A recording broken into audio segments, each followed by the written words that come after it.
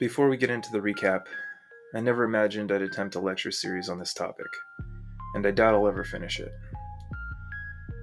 Like I said in the first lecture in this series on sexual ethics, sex has been under-examined philosophically, so of course it's been underrepresented in my formal education as well. The only reason I initially included it in my recent ethics classes was because my schools were on board with using free textbooks. I've always tried to make everything free for my students, so I was obviously excited about that. So I found an open educational resource called Ethics for A-Level, and it filled the initial class perfectly so long as I covered every chapter in the book. Sexual ethics just happened to be a chapter, so I covered it. My most recent class was shorter, and I intended to cut this section. But then I read Amia Srinivasan's work, The Right to Sex, and I changed my mind. I'd always seen sex as something for personal reflection, something natural, mostly biological, and pre-political, as Srinivasan puts it. But she has me reconsidering that now. So, moving forward, I'll continue to inform my underdeveloped understanding of this philosophical issue with her insights. Even with that, I have to admit, I'm a bit embarrassed discussing all of this. I hope you're not as uncomfortable as I am in these discussions. One more thing before we get started. As my students know, I don't want to offend anybody. I want to be kind to everyone, in fact. So I'll do my best to approach these things with more sensitivity moving forward. And I never attack, nor do I allow attacks on my students for their religious beliefs. I always respect everyone's religious beliefs, and I respect profoundly how my students always qualify their arguments by testifying that their arguments are based on faith, not necessarily logical reasoning. My students who have said that, they know who they are out there. But one thing that's come up is, why not spend more time than we already have looking at what other religions say? Well, there are shorter and longer answers to this question, but since philosophy is about splitting hairs, I'll give one of the longer answers. If we just look back into history and analyze what different groups had to say what was moral or immoral, we'd merely be doing descriptive ethics. We wouldn't be doing ethics philosophically, which, even at our undergraduate level, requires that we do descriptive ethics, normative ethics, meta-ethics, and applied ethics. Philosophy requires more. We need to logically analyze these moral views. Indeed, many students have asked why we waste our time looking at what they call ancient superstitions. I don't like that description because it disrespects our religious folks. If you want to do some historical descriptive ethics, you can do that in a history class or religious studies or whatever. You don't need a philosopher for that. You can do, religio-historical comparisons without diving into the philosophical depths, so to speak. We don't analyze specific religions so much, even in philosophy of religion, because specific religions are often belief systems based on faith. As Western analytic philosophers, we're not so concerned with faith, at least not as much as we're concerned with consistent logical reasoning. So, specific religions aren't of much consequence to us. If something doesn't follow logically, why should we care? There's a lot more to be said about that, but our faith is in logic, not what some ancient texts say, just because they're ancient. You can write a book of lies about me that could be discovered in 1,000 years, and despite the fact that it's old and written down, it doesn't change the fact that nothing written in it is true. In philosophy, our faith is in logic and reasoning. We want to know what actually makes sense, what actually follows. We want the truth. We aren't satisfied when some ancient text says that the subjugation of women is what God wants. We want to make sure that such a claim follows, that such a claim makes sense. But enough of this caveat. Let's get back to the topic at hand. So far, we've discussed what sex might be and what it might be to us, and in future lectures we'll get back to that second question. We've also looked at natural law theory, which was very restrictive with its permissibility of sex. Kantian ethics was also quite restrictive. From Srinivasan, we've also seen that the ethics and politics of sex aren't nearly as clean-cut as we've thought traditionally. In Lecture 2, we looked at utilitarianism and virtue ethics, which both allowed for more wiggle room. Now, in this lecture, we'll try to look at some potentially moral issues that are related to sex, namely adult online content and sex work. So, let's get into it. Srinivasan provides many insights on adult content and its place in people's sex lives, society, and its impact on feminist movements.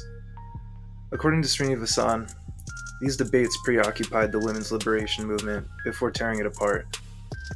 Some argued that it was a tool of the patriarchy, and others argued that it was a counter to sexual repression. We're forced to ask ourselves, is it a technique for subordination, or an exercise of free speech? Whether it is immoral or unethical may not seem like a big deal nowadays.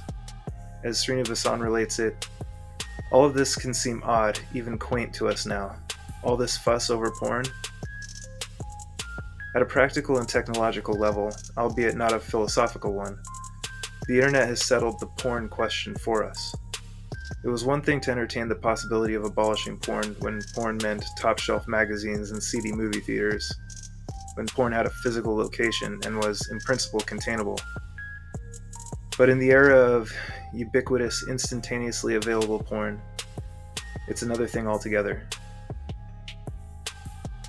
Imagining that her students would find the old anti-porn feminist position passé, Srinivasan was surprised to find that they were actually quite interested. She asked this generation raised on porn if it doesn't just depict subordination of women, but actually make it real. Does it silence women, making it harder for men to hear those protests? Does it bear responsibility for the objectification of women, the marginalization of women, for sexual violence against women? All of her students, male and female, answered yes to everything. One young woman objected that feminist porn was different, but everyone agreed that they don't watch that. The mainstream heterosexual material was the free stuff on the internet, and this generation who had their first sexual experiences basically on demand whenever they wanted to, it was in front of a screen, and they revealed that it was for entertainment, but it was also for education. If you can relate to that, you're beyond me. I'm too old. But the guys complained about the porn star routines that were expected of them during sex, and if it was too utopian of an idea to just have loving mutual sex, free of domination. The women complained about the neglect of women's pleasure and wondered whether it had something to do with the lack of pleasure in their own sex lives. But if it weren't for pornography, one woman asked, how would we ever learn to have sex? Mainstream pornography serves as a script for that generation in terms of appropriate moves, sounds, desires, dominant and submissive roles. Srinivasan gives us the insight that the psyches of that generation are the products of pornography. For the older crowd, we can only imagine what such a psyche must be like in daily experience. She says, in them, the warnings of the anti-porn feminists seem to have been belatedly realized. Sex for my students is what porn says it is. There are some obvious problems with this reality. For one, what we see on the screen is not real. It's all a show being taken as real. The average woman doesn't look like that, desire those things, or appreciate that treatment. Srinivasan cites John Stoltenberg as saying, pornography tells lies about women, but tells the truth about men. And this is true in many ways, but false in others. The actors may enact desires of average guys, or maybe even dictate those desires, but they themselves are not average guys. They're tall, fit, well endowed beyond the average guy, and average guys, like women, can't measure up either. In terms of unattainable beauty standards, men and women are similarly vexed. Height and penis size are two things that no one can do anything about. Height seems more important to American women now than ever, and there's no machines at the gym that can make you taller. Depending on where you get your data, guys that are over 6 feet tall, packing more than 6 inches, and have six-pack abs, which is a low bar for a porn star, is less than 1% of guys in America. That's not even taking into account sexual endurance. I'm not making this up, and Srinivasan's students aren't outliers either. In a recent research review entitled The Impact of Internet Pornography on Adolescents, Eric Owens and others report that porn scripts created unrealistic and concerning expectations for both males and females who participated in the study. The men expressed insecurities about their ability to perform sexually. The women expressed insecurities about their body image. For example, the males in the study discussed their concerns about being able to perform as well sexually and for the same duration as the men in the pornography they viewed. In contrast, the women in the study felt that the women they saw in the sexually explicit material represented the ideal body type. One female participant replied that she felt very unattractive. You can say you aren't influenced by this, but no one can resist. You do want to have these ideal bodies. Beyond these surface level problems, Srinivasan points out deeper problems with the possible effects on people's minds.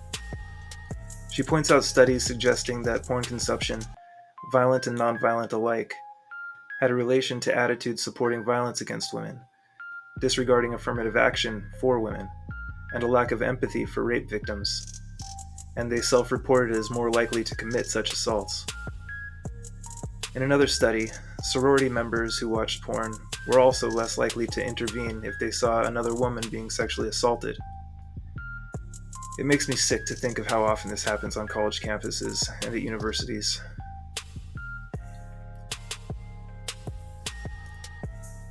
Srinivasan notes further that most widespread free material out there is hardcore and heterosexual, and algorithms push us towards popular material, influencing our desires and the actions we might pursue in the real world as a result of our evolving interests. As Srinivasan puts it, free online porn doesn't just reflect pre-existing sexual tastes. Sites like Pornhub are driven by sophisticated algorithms built on the same logic that powers YouTube and Amazon. These algorithms learn and then shape users' preferences based on data they collect, not just histories, but also their location, gender, times of day they're most likely to be online. In turn, the algorithm gives users what others in their demographic like to watch, bringing their sexual tastes into conformity.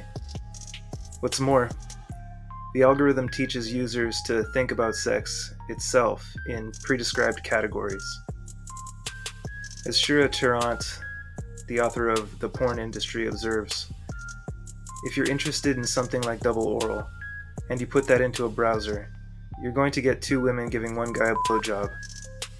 You're not likely to get 2 men or 2 people giving a woman oral sex. She adds, online porn users don't necessarily realize that their porn use patterns are largely molded by a corporation. This has troubling implications. Our sexual appetites and identities are affected by the forces of capitalism and big data collection. With a whole generation of people being raised on porn, and all future generations presumably being raised on it as well, where can we find room for authenticity or sexual individuality if marketing has found its way into our most personal psyches, possibly inching us closer to sexually oppressive homogeneity? Are we looking at a future where increasingly violent heteronormativity isn't just acceptable but the norm? Fortunately, and on a lighter note, there is some variety outside of these apparently oppressive norms. As Srinivasan puts it, and I love the way she says this, even on the biggest porn sites, one can find things that suit recherche and even politically refreshing tastes. Porn where elderly performers or performers with visible disabilities, porn where women peg men, balloon porn, and Star Trek porn. But these preference creeks aren't nearly as wide as the problematic mainstream. If we turn back to our traditional theorists, it seems obvious that the religiously motivated theories like natural law theory will find pornography morally impermissible. Similarly, Kant is going to see this as using people as mere means to ends, so it'll be morally impermissible for him too. Things get interesting when we consider utilitarianism.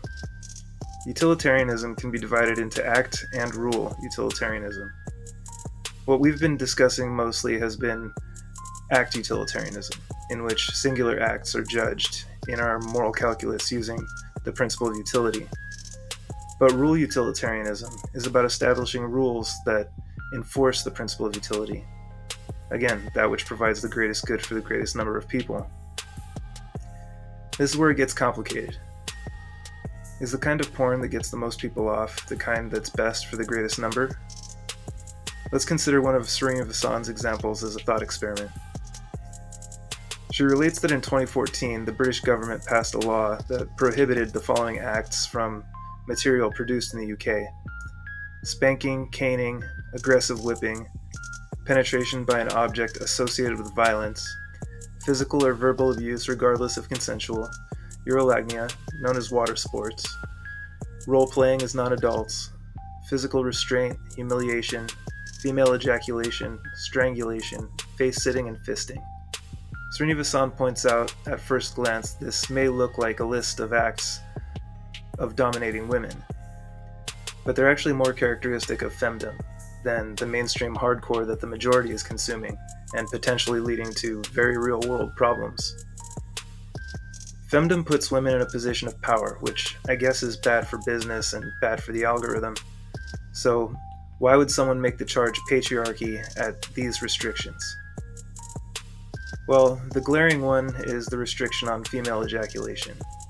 And as Srinivasan points out, isn't a penis something that some people associate with violence? But this law doesn't affect what Srinivasan calls the good old-fashioned straight strip blow fuck cum porn, the kind of material that tells women what their place is. So, if the good is defined as immediate pleasure, then this law could provide the greatest good for the greatest number of people, because everyone in the porn industry would want to cater to the majority, leaving out other lifestyles and sexual preferences. This is the so-called tyranny of the majority. So, rule utilitarianism appears problematic for the regulation of pornography and sex in general. But that leaves us with an empirical question that we may never know the answer to. Would forcing porn production to go against the current of the mainstream towards more inclusivist, varied, and feminist types of porn have an overall beneficial effect on the world that is now educated by porn? Would it lead to more tolerance and acceptance of other lifestyles? Would it make leaving the closet easier for future generations? Would it decrease violence against women and members of the LGBTQ+ community? Maybe. And maybe we'll find out someday. When considering this kind of material through the lens of Aristotelian virtue ethics, two things seem clear. The first is that using pornography at all can communicate the vices of lust, shamelessness, and self-indulgence. But like any other potentially vicious behavior, the golden mean needs to be considered. There may be appropriate times, places, degrees to which, and people with whom, using porn may be morally acceptable. For example, it's been a while, you're separated from your lover. Maybe then it would be excusable. Or perhaps you use it to enhance your relationship with your lover, to explore without venturing outside of the relationship. Perhaps these might be examples of acceptable use. The next concern for the virtue ethicist would be the effect that porn has on one's soul. In the research review discussed earlier, Eric Owens and others report that the more frequently adolescents used sexually explicit internet material, the more often they thought about sex, the stronger their interests in sex became, and the more frequently they became distracted by thoughts about sex. On Aristotle's view, this would be a harmful preoccupation with lesser desires that distract young people from the more important contemplation necessary for living a full and successful life, eudaimonia. Their study found that increased exposure to sexually explicit material increased the likelihood that adolescents, regardless of gender, would view women as sex objects. In another study, Owens reported that adolescents who are intentionally exposed to violent sexually explicit material were 6 times more likely to be sexually aggressive than those who are not exposed. This kind of character effect from porn would be troubling for Aristotle, but also for Kant, for the same reasons we discussed in our lecture on all kinds of killing. Recall that Kant, even though he doesn't seem to believe we have any direct obligations to animals, still believes we shouldn't abuse them because that could lead to us developing violent dispositions towards humans, to whom we do have direct commitments of nonviolence. This research is relevantly analogous for us to reach the same conclusions for porn. Owens' research review reveals a number of other soul-affecting findings that Aristotle would take issue with. For example, social development and interpersonal relations are important for eudaimonia, and both of these were found to be negatively impacted. The studies discussed found increased depression, criminal behavior, and lesser degrees of bonding with caregivers. Consuming this content may not be damaging per se. Some of the findings suggest that the more troubling effects like sexual aggression and violent attitudes towards women are linked to violent material consumed by young people with predispositions to aggression. In contrast, according to this research, adolescents who are exposed to nonviolent sexually explicit material are statistically equally likely to report sexually aggressive behavior compared to those who report no consumption of nonviolent sexually explicit material. But all of these considerations have neglected an important part of the question of pornography, namely, the effect that participation in its production has on the actors. Getting involved in porn, OnlyFans, stripping, or sex work in general will elicit different responses from different people. The common trope is that it's the critical step in a tragic downward spiral. Indeed, it can break the hearts of family members and loved ones. It can cost you your job. It can ruin relationships. As the famous actor Randy Spears confessed in a 2014 interview, I had to go to work to do the porn so I could buy the drugs to bury the pain of doing the porn. And the differences between doing OnlyFans, acting in porn, stripping, sex work are so nuanced that some will consider them the same things. Some argue that the difference between them is mostly theoretical. Indeed, a porn star and a sex worker both get paid to have sex, but the purpose of the former is, in a sense, to act for commercial content creation, and the purpose of the latter is often for a private interaction between individuals. In the first case, porn involves paid sex for the gratification of millions, while in the second case, sex work involves paid sex for gratification of one person, the John or client. According to the folks at Covenant Eyes, the distinction makes porn even more exploitative because the actor is being exploited 1 million more times in a single instance than the sex worker, and in turn exploits 1 million more clients. If sex work is illegal, but someone desires to pay for sex, then it seems they could just go through the business registration process and hire sex workers to act in films and just not release the content unless the sex worker agrees. In this scenario, porn production just sounds like sex work with extra steps. Srinivasan addresses similar issues, and strippers and women offering dominatrix services are also worth considering. From conservative perspectives, they could also be lumped in with sex workers because there's an exchange of money for sexual gratification. But the crucial conscience-saving difference for strippers and dominatrixes is there's no actual coitus involved.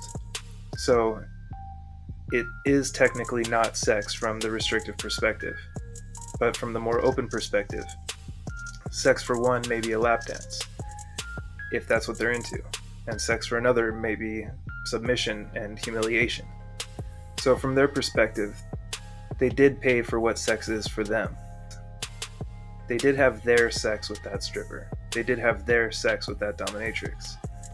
But it is clear that these are, again, theoretical differences, and the lack of coitus is a much more concrete distinction than the distinction between porn and sex work.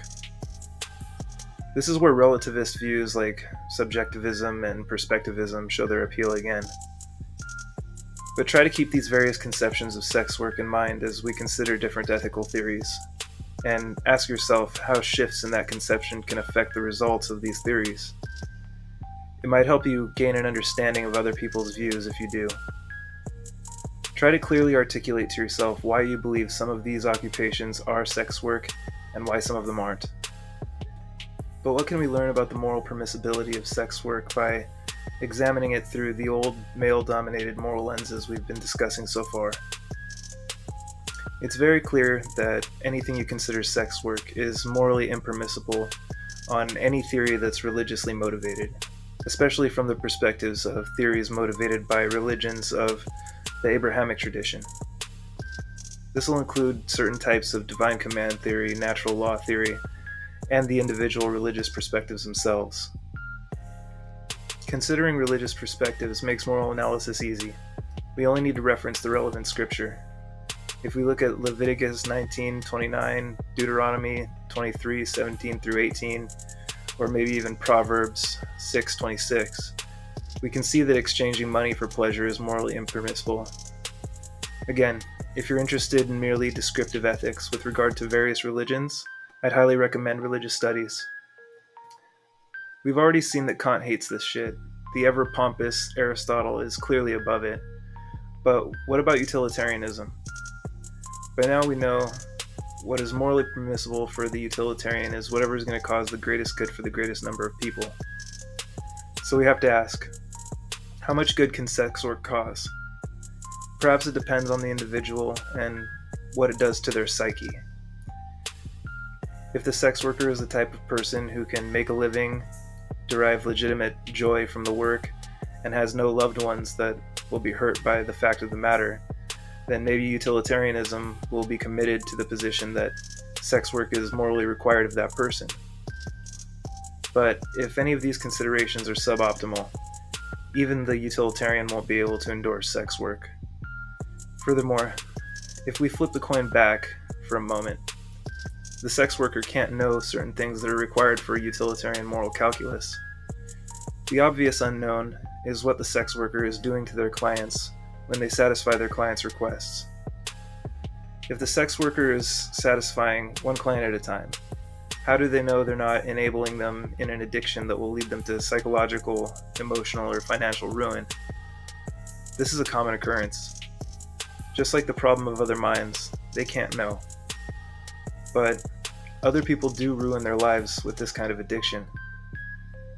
If the sex worker doesn't only work one-on-one, like the traditional escort or dominatrix, but also produces content for the consumption of millions of clients, like porn actors and OnlyFans content creators, then we have to ask ourselves the same question on a larger scale. If the data discussed by Srinivasan and Owens are accurate, that sexually explicit materials cause harm to customers and adds to the subjugation of women and violence towards them, then can any utilitarian say that sex work is morally permissible? These unknowns will always be problems for inductive forms of moral reasoning, like consequentialism. And when we make these decisions, we need to accept that we're gambling, not only with our own well-being, but with the well-being of others. And if that's true, we have to ask ourselves the further question: is it immoral to gamble with the well-being of others? If it is immoral to gamble with other people's well-being, then consequentialist reasoning itself may be immoral. It seems clear from the literature that sex work can be harmful to the sex worker and to the client. Indeed, it can and does ruin lives. But every story is different, and those different stories have multiple sides. Consider these scenarios. Some sex workers have reported that they're fine with their clients seeking them out for gratification, but they report being furious with their partners for procuring sexual gratification from other sex workers, regardless of how you define it. Other sex workers report being disgusted by all of their clients. It seems hypocritical, but we're humans. We're not perfect. We make mistakes. Sometimes we don't think things through, say things we regret, and we're the only animals capable of being hypocrites. I certainly make plenty of mistakes.